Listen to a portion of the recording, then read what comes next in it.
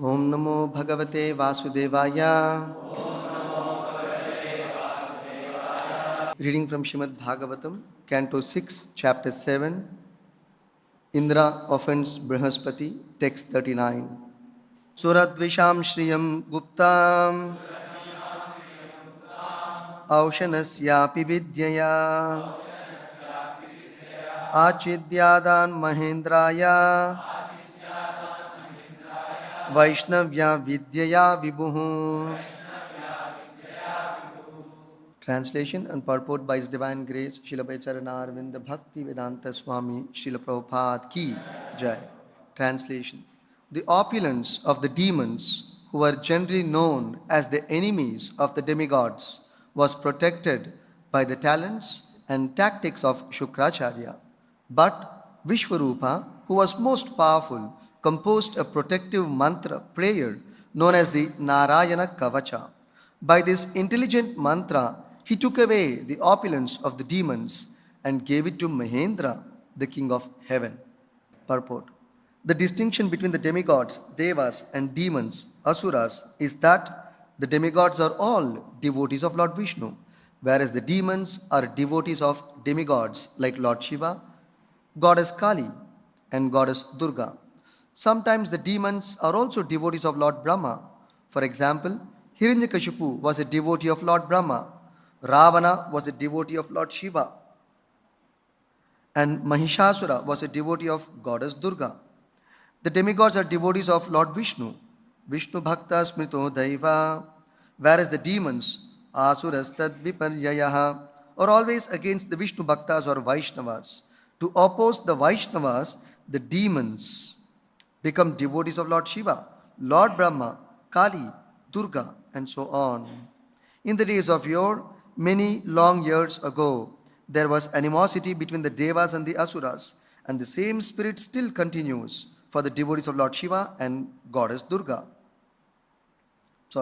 For the devotees of Lord Shiva and Goddess Durga are always envious of Vaishnavas, who are devotees of Lord Vishnu. This strain between the devotees of Lord Shiva and Lord Vishnu has always existed.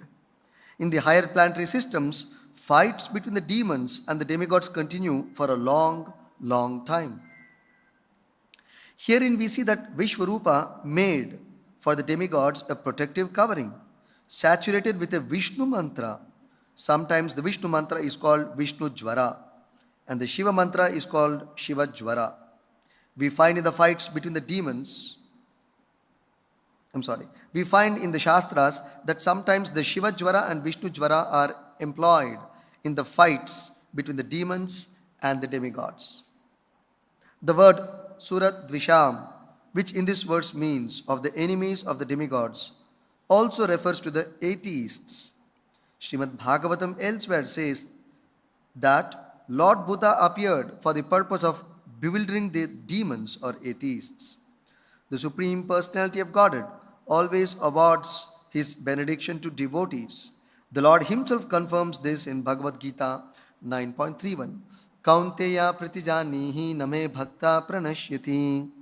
O son of Kunti, declare it boldly that my devotee never perishes.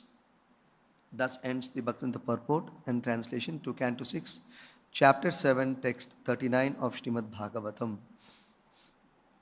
There is one more text which will complete this chapter, so I will read that also myself. This text 40, the last verse of this chapter.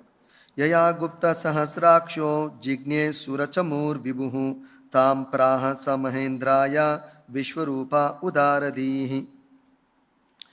Translation.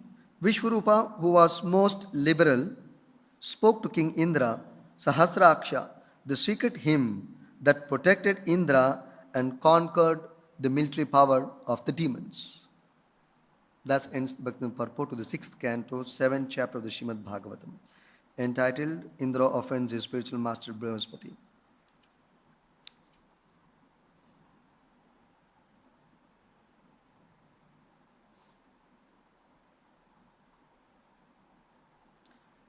Shriyam Suradvisham. Shriya means opulence. Suradvisha means the enemies of the Devatas. That means referring to the Asuras. So Asuras are designated as, another designation of the Asuras is Suradvisham, the enemies of the Devatas. So, Shriyam Suradvisham, the opulence of the demons, Guptam Aushanasya Vidyaya, it was protected. The opulence of the demons was protected, Guptam, protected by Aushanasya Shukracharya, who happened to be the guru or the spiritual master of the demons. So that means even to be an Asura, you require a guru. What do you speak of being a devotee without having a guru? Sometimes devotees ask this question, Prabhu, should I take Diksha? Do I require Prabhupada? Is it mandatory? You can decide for yourself. Even an Asura needs strength to be Asuric. And how much Asura needs a spiritual master to be Asurajana, to exhibit the strength of a Sura or a Devata, or to exhibit divinely qualities. So we can think about it. So Suradvisham Guptam Aushanasya Vidyaya. So the opulence of the demons, the strength of the demons, the intelligence of the demons, the memory power of the demons, the sensory power of the demons, the intelligence of the demons, the strategy of the demons, everything is protected. Guptam Aushanasya by Shukracharya, Aushanasya Vidyaya, by the tactics and talent of Shukracharya. That means whatever talents, tactics, strategies, intelligence, power, even fearlessness which the Asuras possess is because of the grace of Shukracharya. Aushanasya Vidya. It is actually Shukracharya's own tactics, strategy, intelligence, sensory power, knowledge, which is imparted or infused upon the Asuras. So even an Asuric guru can impart Asuric strength, intelligence, everything. So they were purely dependent on Shukracharya. But Vibhuhu, the word Vibhuhu here refers to, Vibhu means very powerful, very big, mighty, something mightier, very, very great, very big. So Vibhuhu in this context refers to Vishwarupa, the son of Tvashta. He was a Brahmana, but he was on the side of the demons, Asuras. But still, he supported the Devatas. So Vibhuhu, Achidya Adan, Mahendraya Vaishnavya, Vibhuhu Vidyaya. Just like Shukracharya gave his own talents and tactics and blessings to the Asuras by which they became powerful, similarly, Vibhuhu, Vishwarupa, Vidya, he also shared his talent and power to whom? Mahendraya Vaishnavya, to Mahendra, the king of heaven, Indra, Achidya Adat. Vidyaya, he gave them a Vishnu mantra, delivered a Vishnu mantra, Adat. He delivered a Vishnu mantra to Mahendraya, Indra, by which he protected the Devatas from the attack of the demons. So the context of this is that you might have heard in the earlier verses in this chapter, as the chapter's title also indicates, Indra offends Brihaspati. That once upon a time, Indra was seated on his throne and surrounded by many Devatas in his assembly, and he was enjoying nice time. And just then, the spiritual master of the Devatas, Brihaspati, he walked into the assembly. Of course, without prior information, because Guru need not have to inform and take an appointment from his disciple. So Guru can step in any time. So Brihaspati walked into the assembly, and Indra, being enamored, infatuated by the heavenly atmosphere, heavenly opulence, did not recognize his Guru coming. Or he didn't take the presence of his Guru very seriously, and he did not stand up to offer respects to him and bow down to offer respects to Brihaspati. Nor the Devatas, along with Indra, who also joined in not recognizing the presence of the respected Brihaspati. So that was a great offense on their part, for not recognizing the presence of the spiritual master and offering obeisances. In fact, elsewhere it is said, even if you see a sannyasi, forget spiritual master, if you don't pay obeisances, you have to fast for that day. How many of us are actually following this? And if we don't fast, then there is an offense. Of course, Prabhupada didn't institute this principle, so don't take it like that. But that is the principle. That is the principle. So that is the sensitivity and gravity and seriousness of offering respects to the spiritual master. You cannot neglect offering obeisance to the deity and to the spiritual master. Cannot neglect. Actually, if you see Prabhupada's time, when in the 1960s and 70s, when ISKCON temples were established across the world, in the initial stage, many temples were very small, mostly a rented apartment or a flat or some house. And practically, here if you see, in those small temples, during Prabhupada's time, the temple hall, then Prabhupada's murti, then the office room, Dharmacharya ashram, all of them are next to each other actually. Most of the small temples are like that. You come out of the door, it's a temple hall. You come out of the kitchen, it is the temple hall. You come out of the office, it is the temple hall. So you have to go to the kitchen on the other side, you have to cross the deities and go, so they will pay obeisances. Again you have to go to the ashram, again pay obeisances, go back. You have to go to the office, pay obeisances to Prabhupada, go to your office. Then you finish the office work, you have to go back to your ashram, again you have to cross Prabhupada and go, again offer obeisances, again go inside. It's literally 100, 200 times they would offer obeisances. Seriously. This was the practice Prabhupada's time, during Prabhupada's time. These are ISKCON Bangalore in that sense. The temple is totally different. The temple area, the office space is completely different. The ashram is completely different. Maybe one time you come for Darshanarti, Mangalati 2 times, and that's the end of your obeisance. It's not like that in the small temple in Prabhupada's time. And they literally followed it. That's how you can see how, you may wonder, how did these foreigners, Mlechas and Yavanas, so to say, without any offense, how did they advance so much?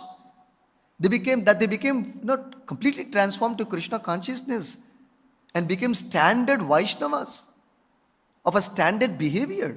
How is it possible? Just by paying obeisances. Hundreds of times, unreservedly. Number one, there is another reason. They simply followed Prabhupada's words without analyzing and judging Prabhupada's words. That's why they made advancement. And the third reason, they didn't commit offenses. So they advanced tremendously, very fast, like the Vande Bharat Express. It's going so fast. So like that. Or the bullet train, no? Your bhakti you will advance in your bhakti like anything, without any stop or break or slowing down. If you don't commit offenses, if you follow the order of the Guru as a life and soul, without being judgmental about the Guru's words and orders and direction and instructions to you, then you make tremendous advancement. So,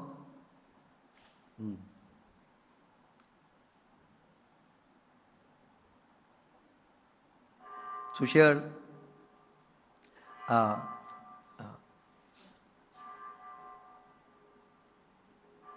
so Indra and the Devatas, they offended Brihaspati by not offering due respects, and Brihaspati left the court of Indra without telling. He came without telling, and he left also without telling.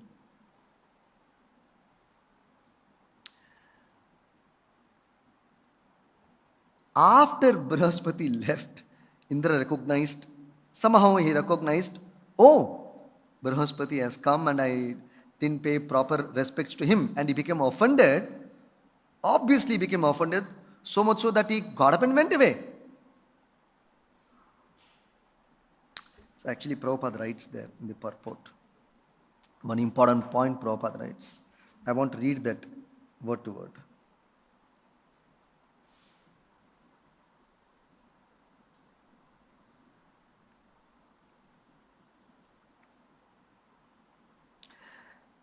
The problem which happened with Indra was familiarity breeds contempt. See what happened actually. When Brihaspati entered the assembly of the demigods, they and their king Indra took Brihaspati for granted. Since he came every day, they thought they did not need to show him special respect. As it is said, familiarity breeds contempt. Well, every day Brihaspati is coming, so why should I give a special respect? See, suddenly one senior devotee comes, or a president of another temple comes, you will offer obeisances. A spiritual master comes, sannyasi comes, you will offer obeisances. Daily we keep seeing the same sannyasi. Daily same temple president we see. Daily we see the same guru walking in. What is there anyway? So we familiarize. So Prabhupada says there, especially of a spiritual master, it is very serious. Familiarity breeds contempt. So Prabhupada continues, under no circumstances should the guru be disrespected. But the demigods, being puffed up by their material possessions, were disrespectful to their guru. Then Prabhupada quotes the famous reference from Bhagavatam 11th canto, told by Lord Krishna to Uddhava, Acharyavan mam vijaniya na avamanyeta karihichit. Na martya buddhya suyeta sarva devo mayo guruhu. So Krishna is telling Uddhava, through Uddhava to all of us, to serious practitioners especially, Acharyavan mam vijaniyan. Vijaniya means you must know. Acharyavan mam, he is me personally. He is as good as me. Acharyavan mam. Mam means personal pronoun. In the first person Krishna is speaking mam. So Acharya is as good as me personally. As you consider me, regard me, an Acharya should be regarded as good as me and be offered all the respects as you offer to me. And not only that, Krishna further cautions, Na avamanyeta karhichit. Karhichit means at any point of time, under any circumstance. Karhichit means under any circumstance, at all points of time. Na avamanyeta, you cannot avamanyeta, disrespect, disregard the spiritual master who is as good as me. And na martya buddhyeta buddhya suyate, nor you should become envious of the spiritual master, thinking him to be an ordinary person like one among us, because he is appearing like a human being, maybe an Indian, maybe a Calcutta admi. Sometimes we go for preaching, they say, so your Guruji is from, we say Calcutta, oh, Calcutta admi. So familiarize. Oh, there are crores of people in Calcutta. You think Guru is one among the crores? So this is neglect, disregard. Just like Krishna also came and moved amidst all the people in Dwaraka or in India, on this earth. And foolish people thought, oh, he is also an ordinary person. Lord Rama also walked amidst us. So foolish people thought he is one among us. Manushim tanumashritam avajhananti mam muda The Bhagavad Gita, Lord Krishna therefore has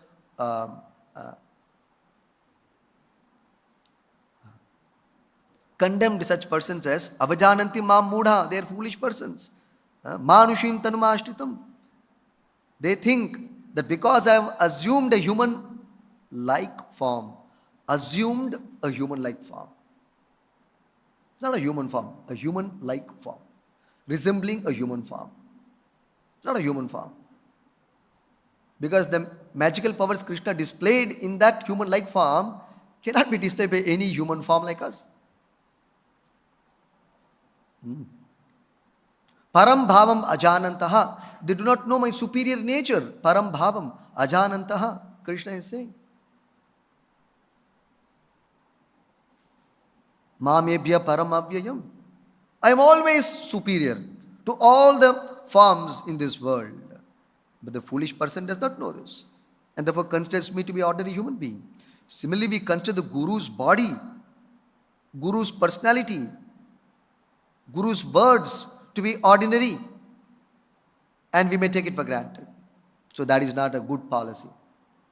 Therefore, the Shastras say it is good to maintain a formal relationship with the spiritual master. It is good. Even though Guru is our father, actually speaking, spiritual father, but it is always good to maintain distance, so that we don't fall victim to familiarity breeds contempt and take the spiritual master's words lightly, or the spiritual authority's words lightly. There was one instance, Prabhupada's time.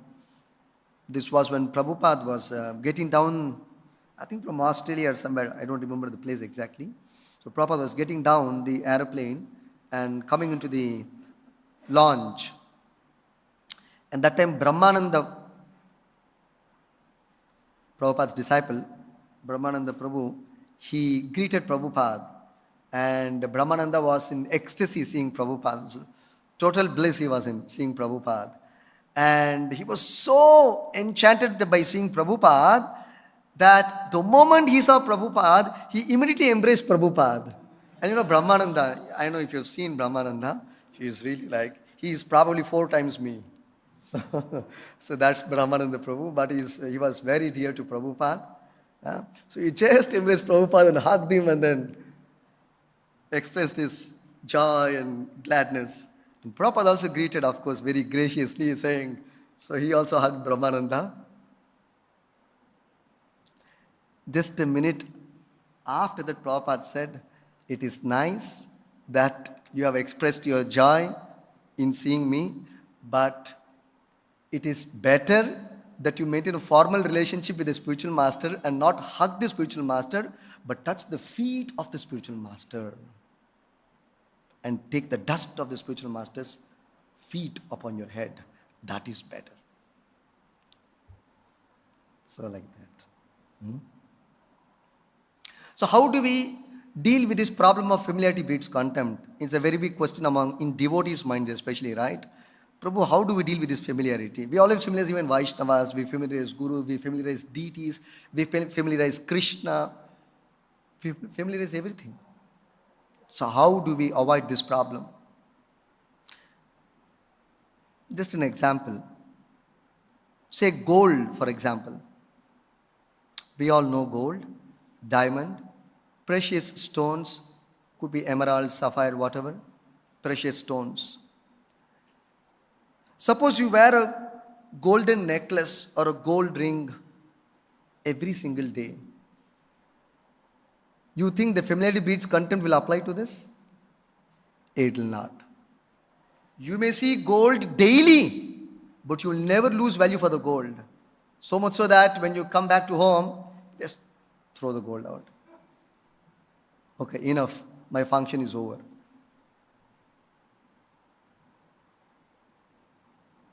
Your attitude towards gold never comes down. Has it come down? It's our practical experience. Every day, at least earlier days, they would put gold jewelry every now and then, quite often. Today it is a very rare occasion. The very rare occasion today. But earlier days, it was a very common thing. I remember my mother putting, for every now and then she'll put gold jewelry. Every now and then she'll put. At least weekly once. Maybe before that, probably daily also, I don't know. At least my childhood days, I remember very prominently. My mother would put every week some gold. Because when we go out, she'll put gold and come out. Gold is considered auspicious in that sense. Somewhere there's a reference. It's an auspicious metal. It brings in auspiciousness. So they would decorate them with golden ornaments. So how many times she has worn it? But still, the value towards gold does not come down.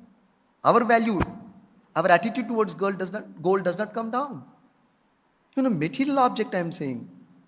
See how much conscious and sensitive you are about it. And it's natural, you don't really have to exercise your mind. Oh, this is gold, be careful. Don't throw it. Don't keep it here and there. Don't neglect. Don't be playful. Don't throw it. Nobody has to instruct you. You know what it is. So, why alone when we see the spiritual master every day, or we see the Supreme Lord or the deity form of the Lord every day, why is it our value is coming down? Why is it familiarity is taking over? We have to think about it. So it cannot come down. The gold value does not come to. They say gold and land, there are two things, which is always appreciative, there is no depreciation for that. Appreciation means it always the value keeps increasing, never comes down. Like that, the value of the spiritual master and Krishna can never come down. How can it come down? It should only increase as every day passes. It cannot come down.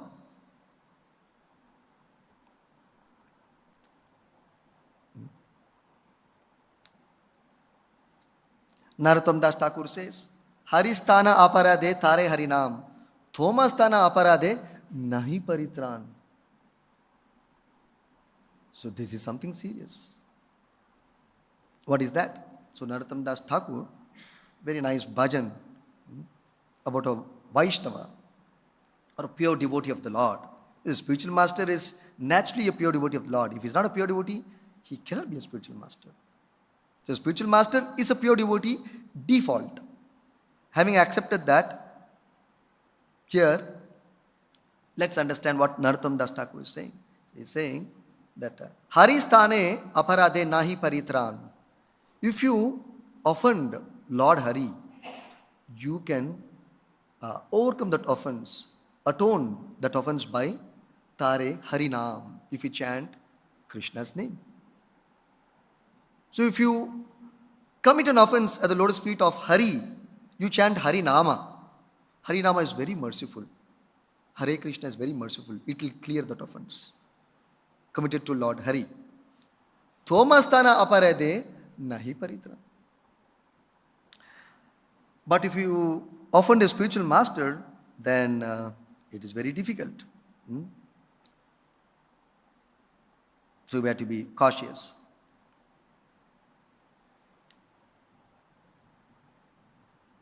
Of course, the spiritual master is very, very kind by nature.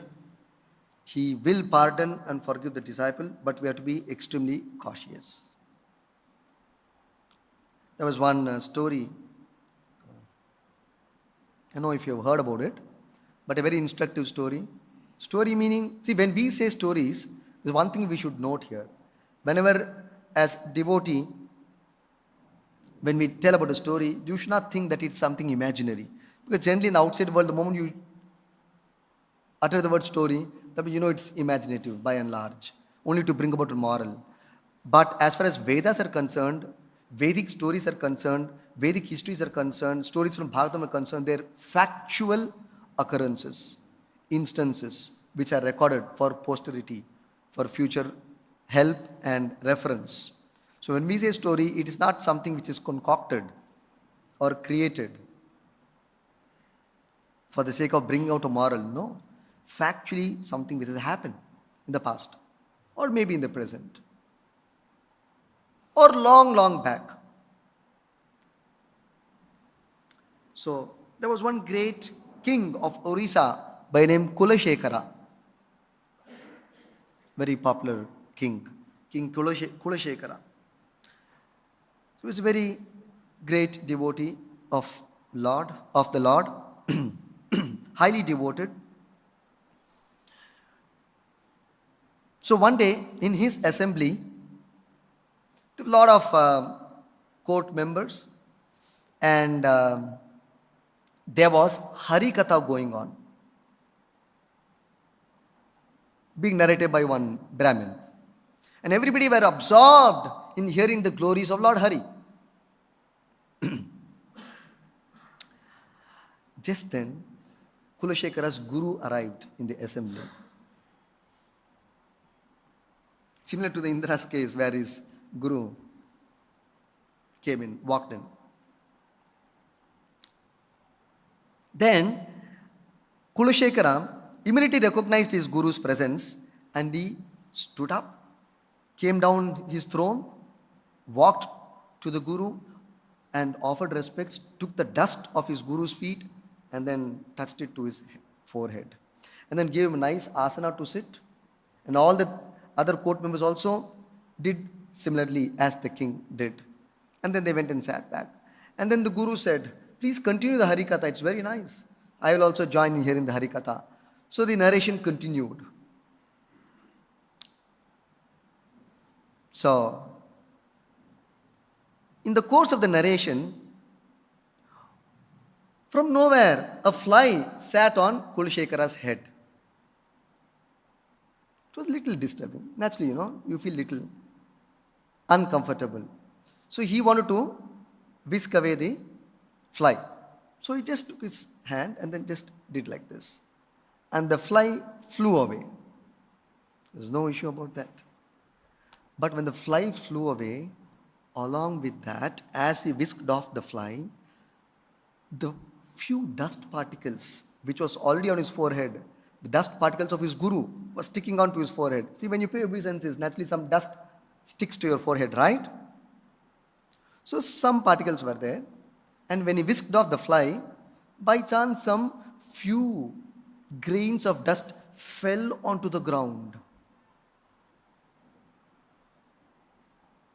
The Harikatha is continuing, and King Kulashekara and all the assembly members were absorbed in hearing Harikatha. But the spiritual master of King Kulashekara put his head down like this.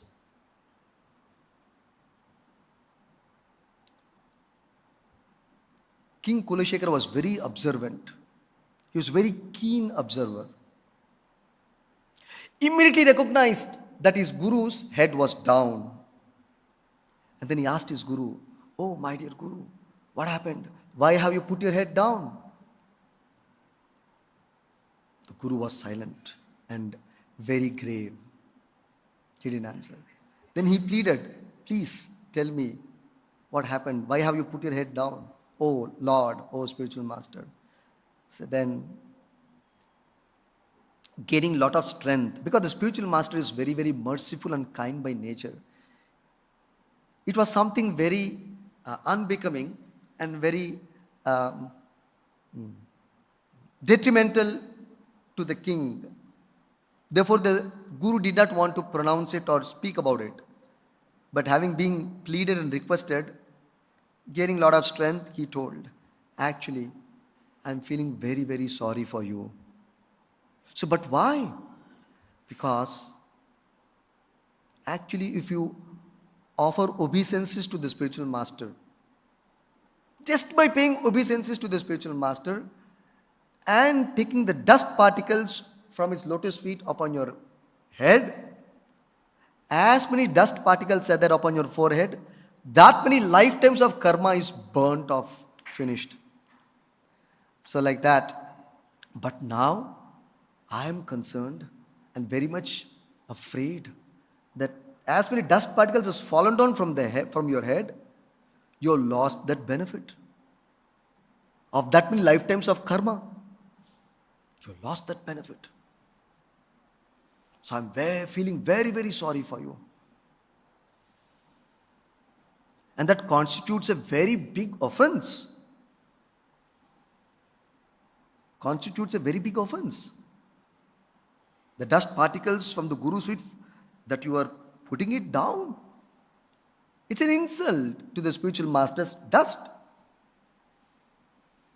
So I am afraid of your welfare. So he kept quiet. Then immediately Kulashekara called learned Brahmanas to discuss this matter seriously, to resolve this matter. So then he consulted the Brahmanas and asked the Brahmanas frankly in the open assembly, please tell me, what is the prayashchitta? What should I do to overcome this offense to my spiritual master's dust? Lotus feet dust.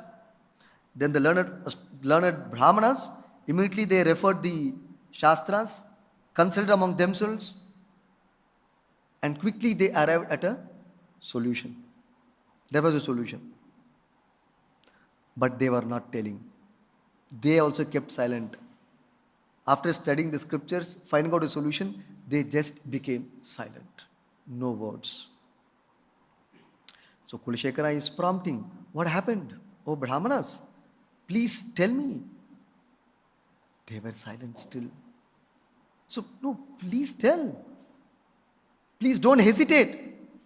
Brahmana said, no, actually, the kind of prayashchitta which the Shastras recommend for this kind of offense is very, very serious and extremely difficult. It's next to impossibility. Nobody can actually do this prayashchitta.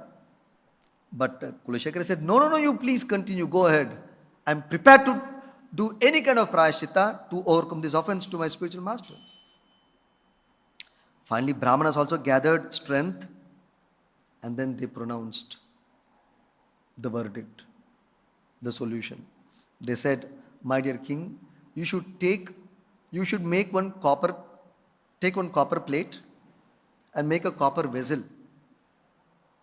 12 feet length, 3 feet width, 6-inch thick copper plate. And you should put burning charcoal below that copper plate. And when the entire copper vessel is burning, you should go inside that copper vessel, and offer 108 times obeisances. Then you will be free from the aparadha. When the learned assembled gentlemen and Sabha members heard this, they were shocked. They became breathless. They were taken aback. Then they said, no, the king should not do this. Because the king will die. And if the king dies, who will take care of us? And the Kulashekara was the greatest devotee of the Lord. Great devotee of the Lord. Taking care of the prayers so nicely on behalf of Vishnu. Ideal kingdom. Ideal ruling. So they could not imagine another king in place of Kulashekara. Like Lord Ramachandra. You cannot replace Lord Ramachandra, Lord Krishna in the ruling. Like that was Kulashekara. The people, the Praja could not imagine another person or the kingdom without Kulashekara. Moment King Kulashekara got to know about this prayashchitta, he started doing Sankirtan. He went into ecstasy. He became very glad. Alas, somehow there is a solution for my offense in the Shastra. Oh my God, I am saved. And immediately he prepared himself to enter the copper vessel. He called for the persons concerned and made a copper vessel and placed burning charcoal. And when the copper vessel became red hot, King Kulashekara enters inside the copper vessel in the presence of everyone. And he starts offering obeisances. And every time he offered obeisances, every part of his body is getting charred. And his hands, his legs, his limbs, they were turning to ashes slowly and slowly. And his head was getting charred. Entire body was getting charred. But he was undeterred. He continued to offer obeisances. 1, 2, 3, 4. Went up to 36 times. Out of the 108. Went up to 36th time. And he was great devotee of Lord Jagannath also. Lord Krishna and Lord Jagannath. He was chanting, "Oh Jagannath, my glorious Lord, oh Lord Krishna, oh Madhava, oh Narahari." Went on glorifying. Oh Hrishikesha. Like that. He was in ecstasy. That his offense is getting reduced by every obeisance. Actually, he is feeling blissful. But his body is getting charred and burned. People are getting shocked.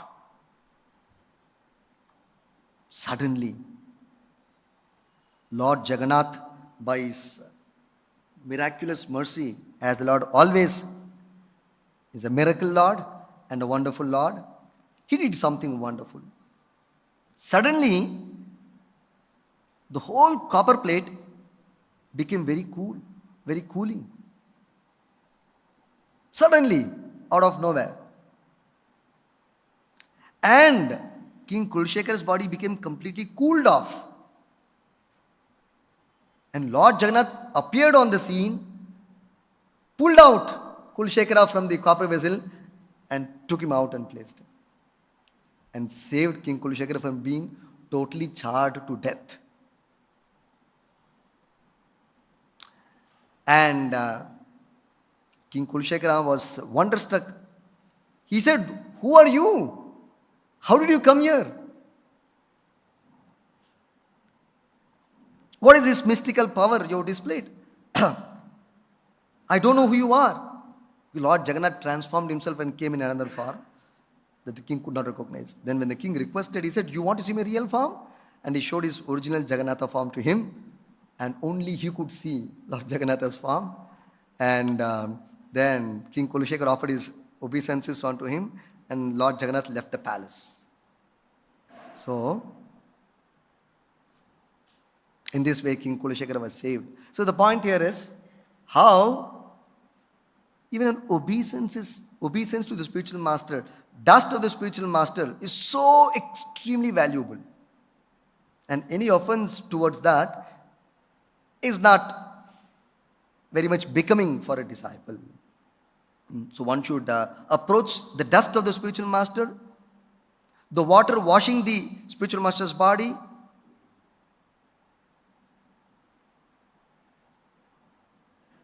and the Mahaprasadam of the spiritual master. One should approach them with utmost reverence and respect. Then one will stand to benefit a lot.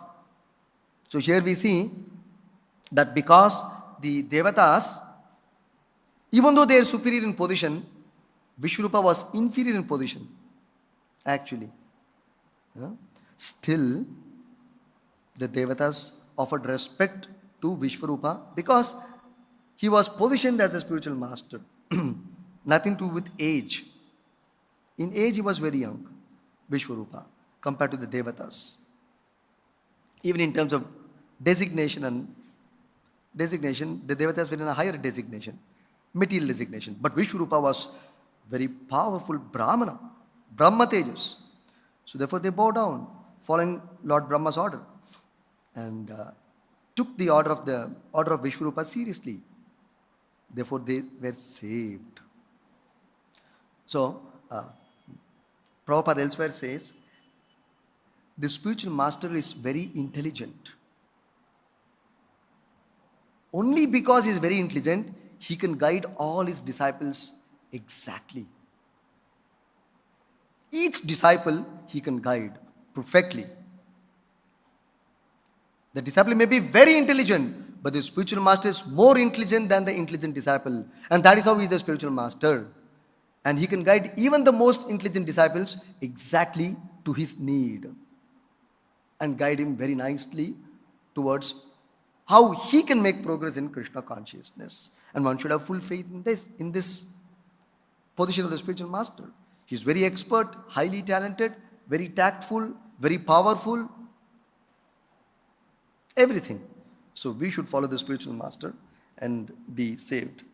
So here, this Vishwarupa gave a Vishnu mantra, prepared a Vishnu mantra, gave a Vishnu mantra, and by chanting of the Vishnu mantra, the Devatas were saved. Similarly, the master of all Vishnu mantra is what we have got actually, the Hare Krishna Maha Mantra. So the master of all Vishnu mantras.